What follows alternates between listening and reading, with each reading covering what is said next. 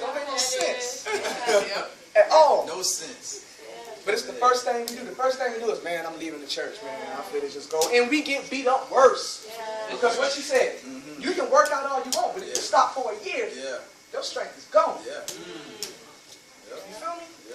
It's, you know, the Lord calls us trees. We bear fruit. But if you stop watering the tree for a year, it's going to die. You can't just walk out the church and expect to come back and you still at the same level of growth. No, some of the fruit done withered.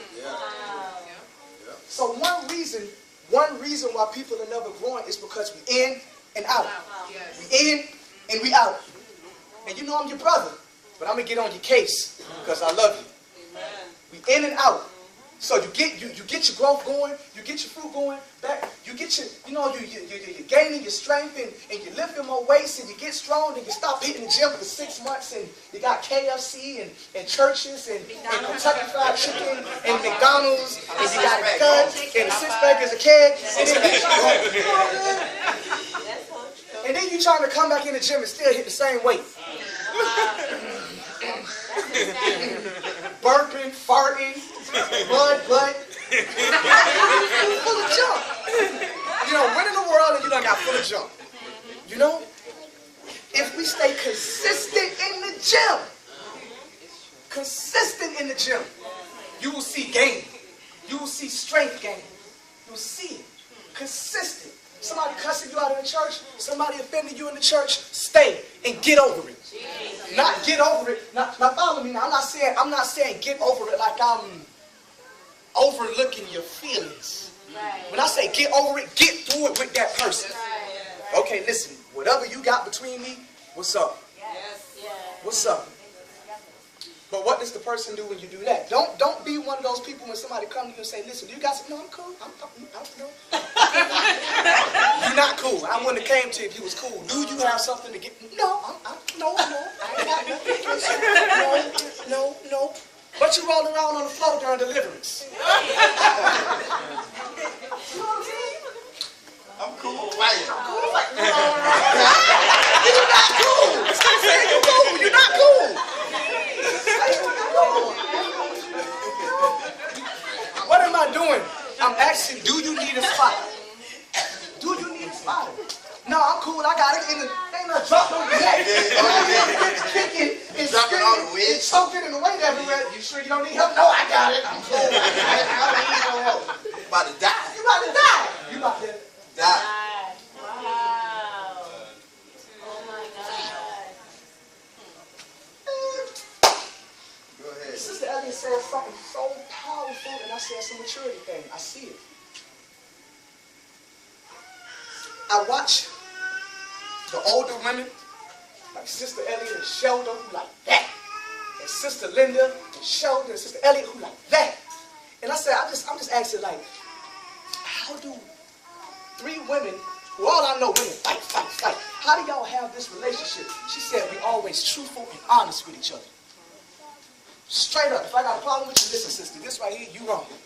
You wrong. Now, whether you think I'm wrong, listen, you open with each other.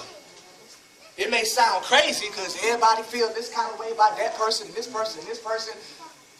But think about the repercussions of not being open. Now, all of y'all sitting in here with offense towards somebody and all y'all sitting here with the stank face. Like it's a toilet in the middle of the church. Hit that heart. I gotta use the bathroom.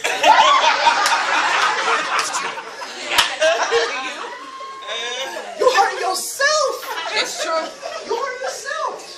And what did I say? The person you mad at is the person that's dancing, he jumping, he all around the church spinning. And you sitting there. It's getting you mad. Why he having so much fun? I gotta go to the car. Now you missing worship. Why? Or you praying to God, but you praying with anger in your heart. So you pray, blah, blah, blah, blah, blah, blah, blah, and don't let the person bump you. Hey, get down, get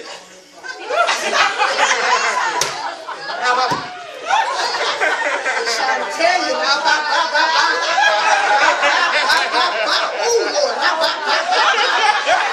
Hey, you ain't noticed tongues just changed. Yeah. That tongue ain't going to heaven. That tongue. I got to go to Dunkin' Donuts. Oh, you keep leaving the gym.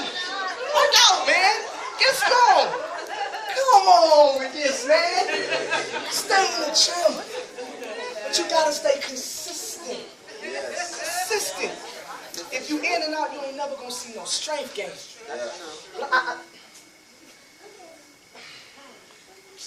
The Bible says we run a race. Yes. A race. And it said you don't win the prize until you cross the double take. Yes.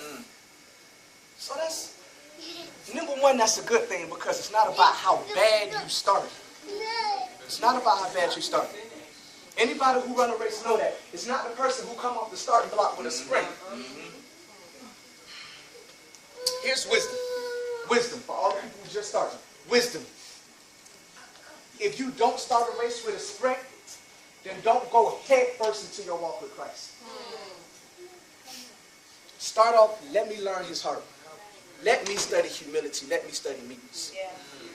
If you just jump in, let me start prophesying, laying hands, let me start, you're going to burn out. Yes. You're going to burn out Yes. because you have no foundation. You built on sand. So before you get to the end, you fall.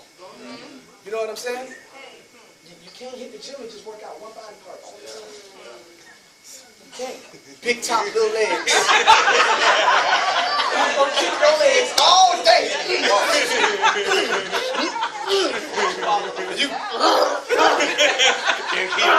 No endurance because you don't cardio train. You know what I'm saying?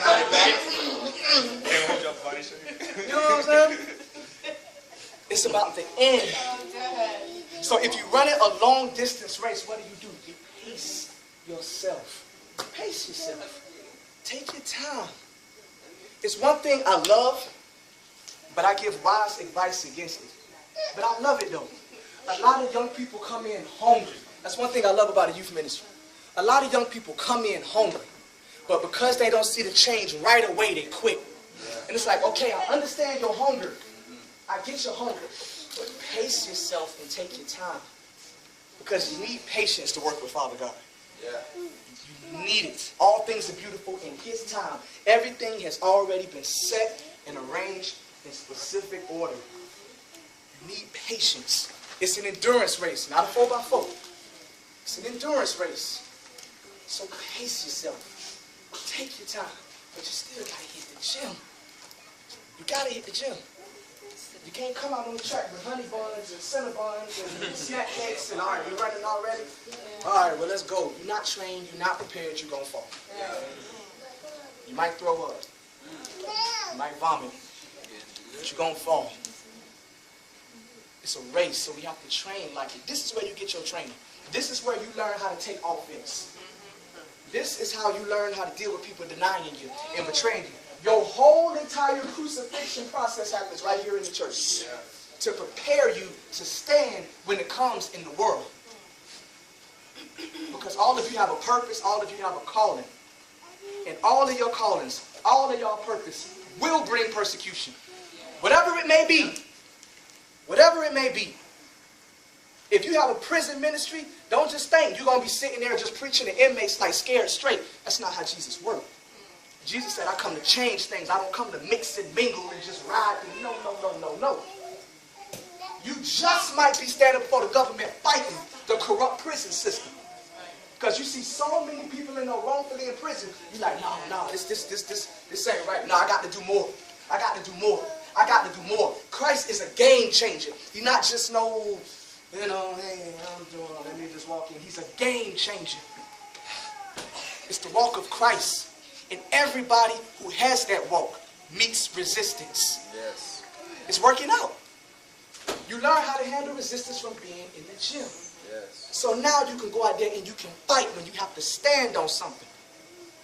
Okay, I'm with a group, I'm with the people who with me to build this church, or to build this prison ministry, or to build this child daycare, or to build this homeless shelter, and 5 of them just quit, leave, run off with $10,000. You've already been trained to deal with that right here in the church.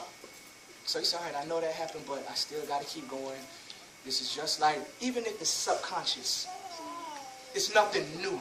It's nothing blindsided. You're not just walking down the street and somebody's just stood off on you and you hit the ground. No, like DC said, you've been trained to take a punch. You've been trained to take a punch. A boxer who never take a punch, the first punch he take, he'll get knocked out. Clean. Bam. Clean. But you've been in the gym. You know how to take a punch.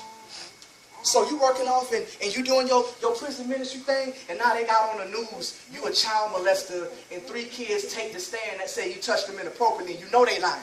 But now it's all over the news. Okay, people used to falsely accuse you in the church all the time. You've been trained. Yep. Yep. So it's all right. Training ground. Okay, all right, I've been through this before. Okay, all right. How did I handle it when I went through it in the gym? Okay.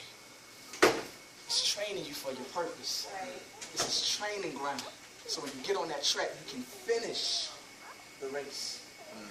But you got to pace yourself. Yes. And don't skip no steps. If you got anything, don't skip no steps. You got to work your arms.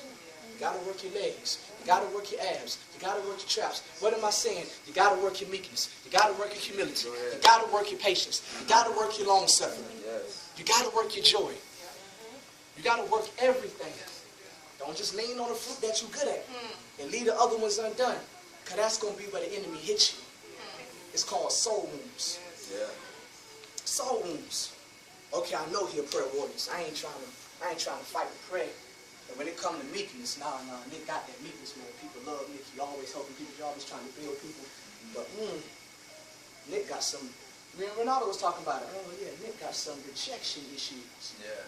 Okay, so if I can hit the rejection issues the right way.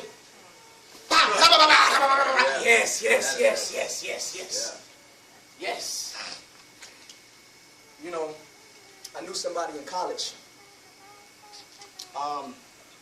It was a female.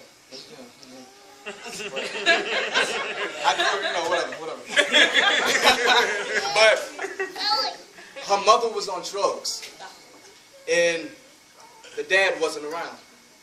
So they brought the mother to the courtroom with the baby, and they say, listen, if you don't give up drugs, we're going to take your child. You got to make a choice right here and right now.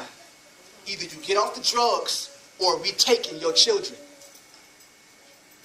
She chose the drugs, and she gave the child up to the grandmother. Right there. Stop it. That was the last time she saw her mother. So imagine the soul wound that's on her soul now. That person will be very easily offended. Because now they're seeing everything through the soul wound. Yes. Everything is saw through the soul wound. So if you come to church and I don't say hi to you, bam, your mom just rejected you again. If Pastor Kofi don't give you attention, bam, your mom just rejected you again. If this person say, oh man, I don't like the way you dance around, bam, your mom just rejected you again. If this person, and persecution happens so much in the church, that will torture you right out the front door. Right out the front door. I think you prideful. I'm prideful. Bam, somebody, your mom just rejected you again. You keep reliving it over and over again. It's the soul. That's how they get you. They ain't gotta attack you while you're strong. Okay, I know you know what I'm saying? I know the defense strong, so I'm gonna wait for you to attack and I'm gonna counter. If I sit here trying to bang on your defense, I'm gonna wear myself out. But I know your attack is slow. So if I can draw you out to attack, I can counter. You get what I'm saying? It said, we know we pass from life unto death when we love the brethren. But what is death? If you go to Romans 6 and you read through Romans 6 and all the way into Romans 7, it said, when we're in the world, when we're in darkness, sin, death, and law has dominion over us. They have dominion. They are your slave masters. So you know that you are no longer a part of that plantation when you are able to love the brother. Because sometimes you're not able. Sometimes you so scarred and you so hurt and your view of the world is so jacked up that you are not even able to love your brother. Always offended. Always offended. Sometimes you see people offended with you that you never even talk to. Hey, what's going on? Hey, how you doing? You know, my name is, you know, DC. How you doing? I hate you. I wish you would die. It's nice to meet you.